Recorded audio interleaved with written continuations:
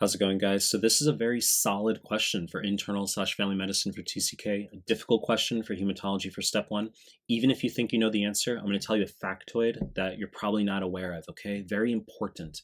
So before we get started, please subscribe my channel. I really appreciate it. Give the video a like. I really appreciate it.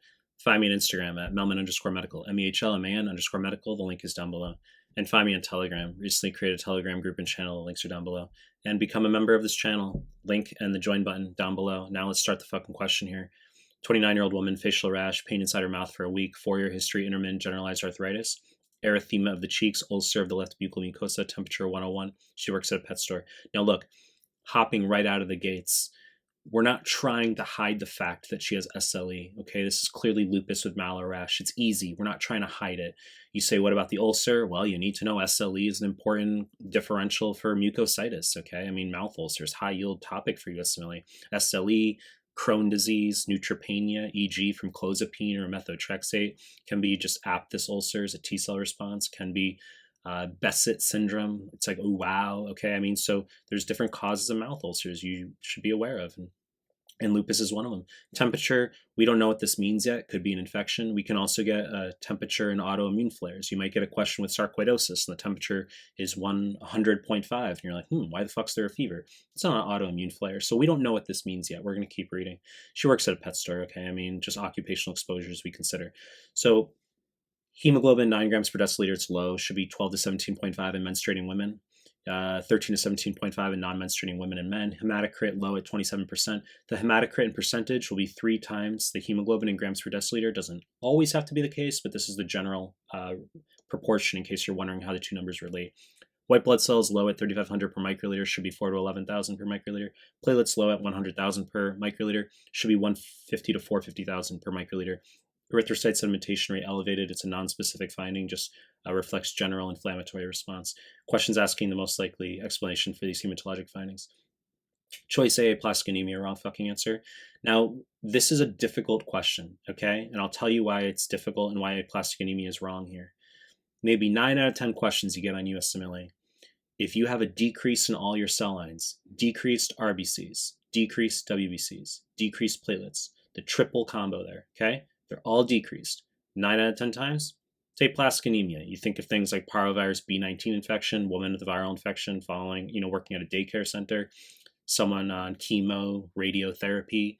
So, or just more rare things like pediatrics, Fanconi anemia is aplastic. So we think of decrease in all cell lines. That's generally aplastic anemia. That's decreased bone marrow production, okay, or defective bone marrow production. And you do bone marrow aspiration. 9 out of 10 on USMLE, okay, very important. It's the wrong fucking answer in this case, as I will explain in just a moment. Bacterial infection is wrong. It's a distractor, okay? There's no specific reason we think bacterial infection here. I mean, it's just an answer choice as a filler. Choice C, peripheral destruction is correct, okay? So this is your factoid, as I prefaced with. Most students aren't aware of this. You need to know in SLE, you can get autoantibodies against your hematologic cell lines.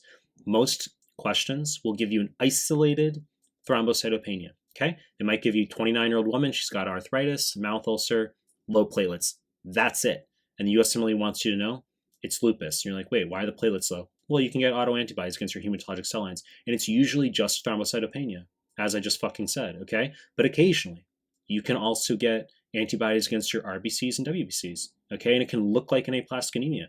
There's no defective bone marrow production. There isn't. It's not aplastic anemia. It's just increased peripheral destruction. This is the answer on one of the NBME forms, like offline forms for 2CK, all right? Peripheral destruction due to antibodies in the setting of lupus. Looks like aplastic anemia, but it's not. Choice D, plasma cell dyscrasia, wrong answer. This refers to multiple myeloma, okay, where you get a plasma cell expansion. Obviously, that's a lengthy discussion of itself. High calcium, lytic lesions, Bence-Jones proteinuria, rouleau formation of RBCs. Okay, so that's multiple myeloma. Do a serum protein electrophoresis, then confirm with bone marrow biopsy. T-cell mediated apoptosis, wrong answer. This refers to high yield for USMLE, hepatitis infections. Okay, the reason you get a hepatocellular damage is they want T-cell mediated apoptosis, not direct viral cytopathicity. Okay, that's a step 1 factoid right there. Viral illness, wrong answer. This just goes hand in hand with aplastic anemia when we were talking about potential parvovirus B19. If they told you she works at a daycare center, okay? And this temperature here is just her autoimmune flare, as I prefaced with. So look, we're not going to make this a long clip. You need to know that in lupus that you can get autoantibodies against your hematologic cell lines. It's usually just low platelets, okay? Usually just low platelets, but it can be low white blood cells and low RBCs as well. Resembles aplastic anemia. You know the deal. I'm going to continue making more content. If you like my stuff, subscribe my channel. And I appreciate your time. That's it.